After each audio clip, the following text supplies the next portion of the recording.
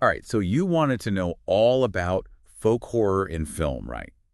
Well, today we're taking a deep dive into this really unique and often pretty unsettling genre. It's definitely a genre that sticks with you. Yeah. And not just because of cheap jump scares, but because it taps into something way more primal, something ancient and deeply rooted in the stories that communities tell themselves. That's exactly it. We're going to unpack what makes folk horror so distinct and so chilling. And for this deep dive, we're going to be referencing an in-depth audio discussion that really gets to the heart of what folk horror is all about. Yeah, it lays out a lot of the key elements and gives us some really great examples to think about. And our mission here, I guess you could say, is to kind of distill the core essence of this genre and Yeah. explore its, I'd say, often disturbing connection to local myths and legends. Yeah, so when we say folk horror, what are we actually talking about? It's Yeah. not just your typical monster movie that happens to be set in the countryside, is it? Not quite. It's a very specific type of horror that relies on elements of folklore, local legends, and superstitions, and often takes place in isolated rural settings.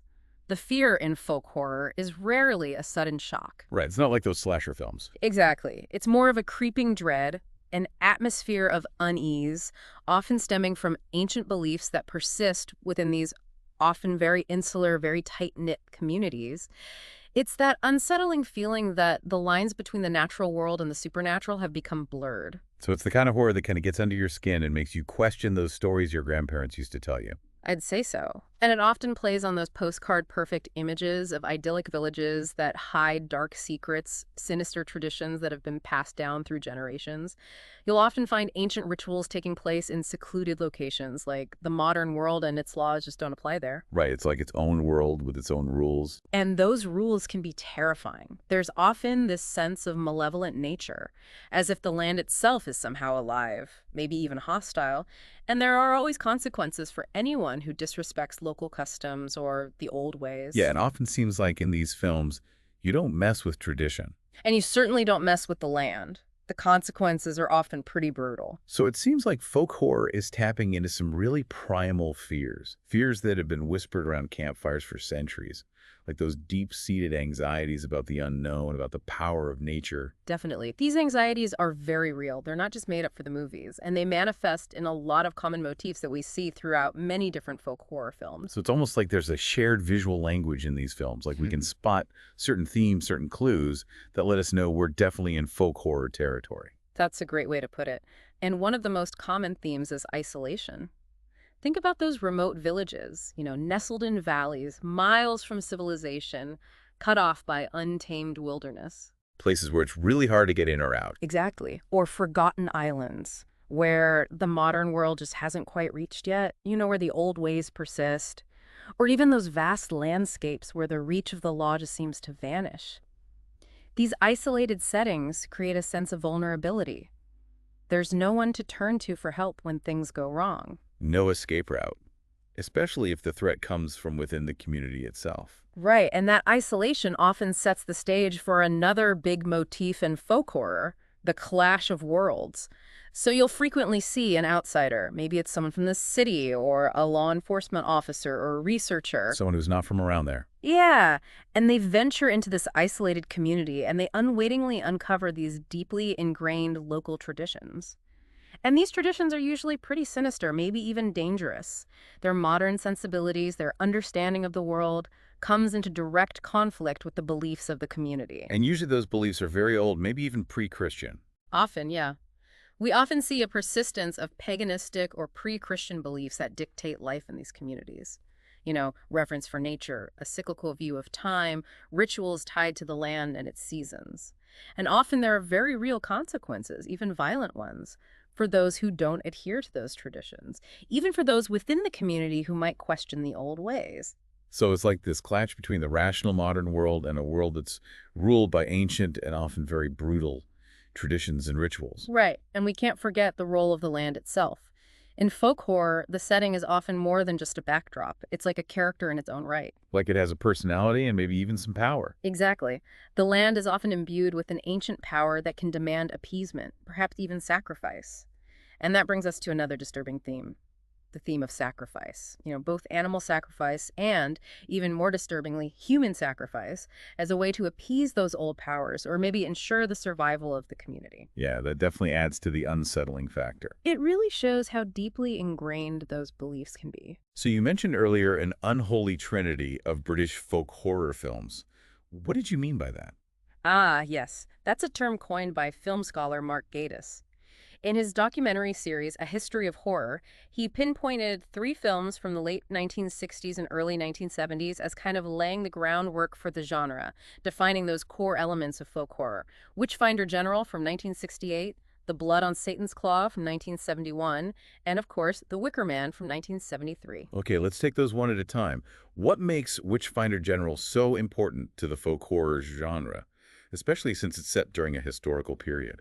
What's fascinating about Witchfinder General, which takes place during the English Civil War, is that it doesn't actually have any explicit supernatural events. There are no ghosts or monsters. The real horror comes from the historical anxieties surrounding witchcraft and the terrifying abuse of power by Matthew Hopkins, a self-proclaimed witch hunter.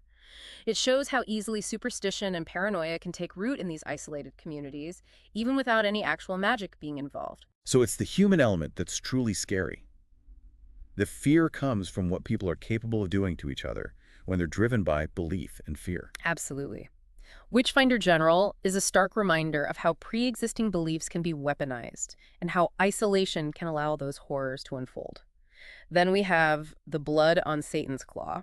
This one came out a few years later, and it introduces a more overtly supernatural element. Okay, so there are some actual monsters in this one. You could say that. The film is set in 18th century rural England, and it deals with a demonic presence that's unleashed through the discovery of some strange artifacts. And this demonic presence starts to corrupt the young people in the village, leading to a breakdown in social norms. It really highlights the fragility of order when confronted with something primal and unknown. For you, it's all about what's lurking beneath the surface, both literally and figuratively. Sounds pretty terrifying, like the whole community is being infected by this evil. And then we have The Wicker Man, which I think a lot of people would say is the ultimate folk horror film. Yeah, it's definitely a classic. The Wicker Man from 1973 is often held up as the gold standard of folk horror. I mean, it really encapsulates so many of the genre's key elements.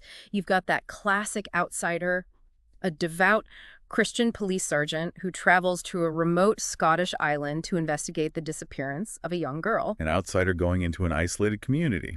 That definitely sounds familiar. Right. And what he uncovers is a vibrant, seemingly welcoming pagan community with its own set of rituals and beliefs, a community that is completely devoted to these ancient ways. Yeah, and it turns out that their beliefs include human sacrifice, which makes The Wicker Man such a disturbing film. I mean, you can kind of understand the appeal of their way of life. Yeah. They seem to live in harmony with nature, with the seasons. Right, but there's this very dark undercurrent. And the fact that the whole community is in on it, that makes the protagonist's situation feel utterly hopeless. He's not up against one or two people. He's up against an entire society that's operating under a completely different moral code.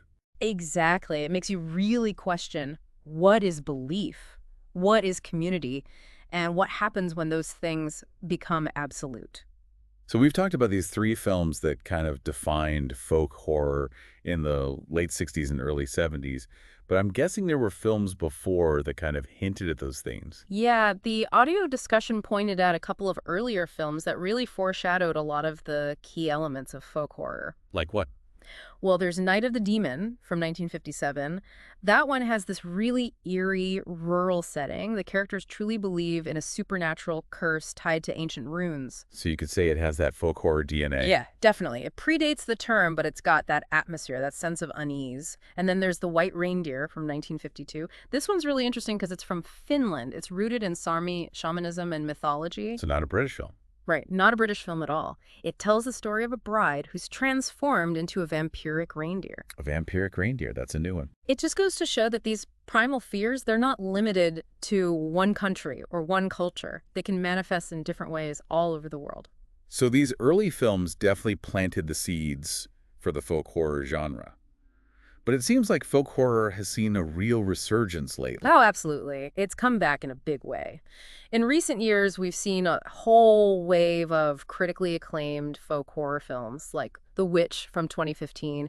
That one's set in colonial New England and really taps into those puritanical fears of witchcraft. And the unknown dangers of the wilderness. Exactly. The Witch kind of helped reintroduce folk horror to a whole new audience. And then there's Hereditary from 2018. That one's a masterclass in building dread. It blends inherited trauma with pagan cults and demonic forces. And it's got some seriously messed up imagery. Yeah, it definitely stays with you. And then we have Midsommar from 2019. That one starts out all bright and sunny. Yeah, it's set during a Swedish midsummer festival, which is supposed to be this idyllic celebration of nature and light. But it quickly descends into this really disturbing and violent pagan ritualistic nightmare. Midsommar is a great example of how folk horror can subvert our expectations. It lulls you into this false sense of security with those beautiful visuals, and then it just pulls the rug out from under you. Yeah, it's really effective. And there have been a bunch of other modern folk horror films worth mentioning, like Kill List from 2011. That one starts out like a crime thriller, but it takes a pretty dark turn. You've got elements of folk horror, pagan sacrifice, and a really unsettling atmosphere. Yeah, that one definitely leaves you feeling uneasy. And then there's Apostle from 2018. A man infiltrates a dangerous island cult. It's got that isolation element we were talking about earlier. And then there's even the Blair Witch Project from 1999. That one plays on the fear of the unknown using a found footage style. It's not explicitly about ancient traditions, but it definitely taps into those fears of being lost and terrorized by unseen forces in a place steeped in local folklore. So we've talked about a lot of different folk horror films from different periods, and what really stands out to me is how much of their power comes from this connection to local mythology, to the stories that communities tell themselves. That connection is absolutely crucial to the genre. Folk horror films often directly adapt existing myths, legends, and folklore, or they create their own within a specific cultural context. And that grounding in local narratives is what makes the horror so effective. It taps into those particular fears and anxieties of a specific place and its people. So the horror is very specific to the location and its history. Right, and that's what makes it so unsettling. It's like the horror is coming from somewhere real, somewhere familiar, like it could be lurking just beneath the surface of our own world. So can you give me some specific examples of how those local myths and beliefs are used in these films? Sure. The audio discussion pointed out a few interesting examples. There's Lost Child from 2017, which is set in the Ozark region of the U.S. I've never seen that one. It's worth checking out. It uses local legends of creatures like the Tatterdemalion, which is this malevolent being that's said to feed off the life force of others. And then you see a lot of this in Southeast Asian cinema, where films often incorporate those deeply held beliefs about vengeful spirits and demons. They have a really rich tradition of ghost stories and folklore. Like in Thailand, Indonesia, Malaysia. Right. And a great recent example is La Llorona from 2019, a Guatemalan film. It directly engages with the Latin American legend of the Weeping Woman, but it uses that legend to explore deeper themes of historical trauma and social injustice. It shows how folk horror can be used for more than just scares. Right. It can be used to make a statement, to get people thinking about difficult issues. Exactly. And even when a film doesn't explicitly adapt a specific myth or legend, it can still evoke the atmosphere and themes of the local folklore. And the untamed power of nature. Right. Just the imagery of those mist-shrouded mountains and ancient standing stones, it creates a sense of unease, a sense that something ancient and possibly dangerous is lurking just out of sight. So it's not just about the stories themselves, it's about the feeling that those stories evoke, the feeling that there's something more to the world than what we can see. Exactly. And that feeling can be really powerful. So I'm really curious about the future of folk horror. It seems like this genre has a lot of potential to explore, not just horror, but also deeper themes about culture and identity. I think so too. Especially now in our increasingly globalized world, there's this real fascination with local cultures and traditions. People are looking to connect with something real, something authentic. Yeah, and folk horror offers a really compelling and sometimes disturbing way to explore those narratives. It can reveal those darker aspects of tradition, those anxieties that might be hidden beneath the surface of a community. And because every culture has its own unique set of myths and legends, the possibilities for folk horror are pretty much endless. It's like a genre that's constantly being reinvented, drawing on new stories and new fears from all over the world. We're already seeing folk horror films from all these different countries and cultures, offering fresh perspectives and reflecting anxieties that we haven't really seen before. And because folk horror often deals with those themes of community and tradition, it can be a really powerful way to examine contemporary social and political issues. By looking at the dangers of insular communities, the potential for abuse of tradition, the consequences of ignoring the past. It can be a way of holding up a mirror to ourselves, showing us what can happen when we allow fear and superstition to take control. Exactly. And the fact that folk horror can blend so well with other genres like crime thrillers, psychological dramas, even science fiction, just expands the possibilities even further. So it's not just about scaring people, it's about making them think. It's about challenging their assumptions about the world, about their own communities, about their own beliefs. Well, I think we've covered a lot of ground today. We've explored the definition of folk horror, those key recurring motifs, those foundational films, and most importantly, that vital link to local mythology and those deep-seated cultural anxieties. We've seen how these films tap into those primal fears that are rooted in specific places and histories, and how they can be used to explore a lot more than just simple scares. You now have a much deeper understanding of this fascinating genre. Yep, so here's a final thought to take with you. Think about the local legends and folklore from your own community or region. What are those unsettling stories that maybe people whisper about but don't really talk about openly? What fears do they reflect?